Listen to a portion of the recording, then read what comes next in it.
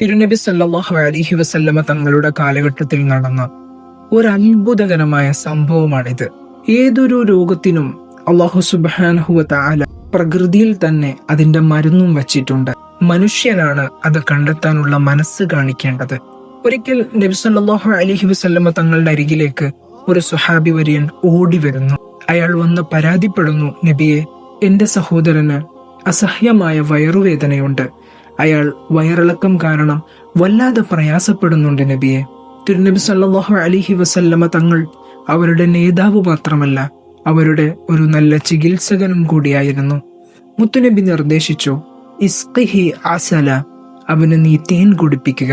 അങ്ങനെ ആ സ്വഹാബി വര്യൻ തിരിച്ചു പോകുന്നു, തന്റെ സഹോദരന് തേൻ കുടിപ്പിക്കുന്നു. കുറച്ചു സമയത്തിനു ശേഷം അയാൾ വീണ്ടും തിരുസന്നിധിയിലേക്ക് വന്ന് പറയുന്നു, നബിയെ, ഞാൻ അവനെ തേൻ കുടിപ്പിച്ചു, പക്ഷേ രോഗം ഊർജിച്ചതല്ലാതെ ഒരു ശമനവുമില്ല. തിരുനബി സല്ലല്ലാഹു അലൈഹി വസല്ലമ തങ്ങൾ അപ്പോഴും പറഞ്ഞു, ഇസ്ഖിഹി അസല, നീ അവനെ തേൻ കുടിപ്പിക്കുക. അയാൾ വീണ്ടും മടങ്ങിപ്പോകുന്നു, തന്റെ സഹോദരന് തേൻ നൽകുന്നു. പക്ഷേ അപ്പോഴും നിരാശയായിരുന്നു ഫലം. അയാൾ തിരിച്ചും തിരുനബി സല്ലല്ലാഹു അലൈഹി വസല്ലമ തങ്ങളുടെ അരികിലേക്ക് മൂന്നാമതായി വരുന്നു. നബിയെ, ഞാൻ അവന് തേൻ നൽകി നോക്കി, പക്ഷേ അവന്റെ വയറിളക്കത്തിന് ഒരാശ്വാസവുമില്ല. അപ്പോഴാണ് തിരുനബി സല്ലല്ലാഹു അലൈഹി വസല്ലമ തങ്ങൾ പറയുന്നത്, അള്ളാഹു പറഞ്ഞത് സത്യമാണ്, എന്നാൽ നിന്റെ സഹോദരന്റെ വയറാണ് കള്ളം പറയുന്നത്. നീ അവനെ തേൻ തന്നെ കുടിപ്പിക്കുക. അങ്ങനെ അയാൾ വീണ്ടും മടങ്ങിപ്പോകുന്നു, തന്റെ സഹോദരന് തേൻ നൽകുന്നു. അത്ഭുതമെന്ന് പറയണം, അയാളുടെ വയറുവേദനയും വയറിളക്കവും അത്ഭുതകരമായി സുഖപ്പെടുന്നു.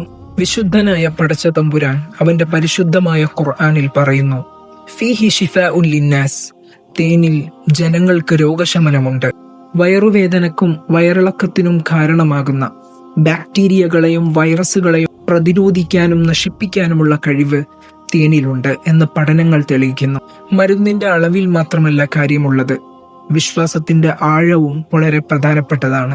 വയറിളക്കം പോലെയുള്ള അസുഖങ്ങൾക്ക് വീട്ടുവൈദ്യമായി നമുക്ക് തേൻ ഉപയോഗിക്കാവുന്നതാണ്.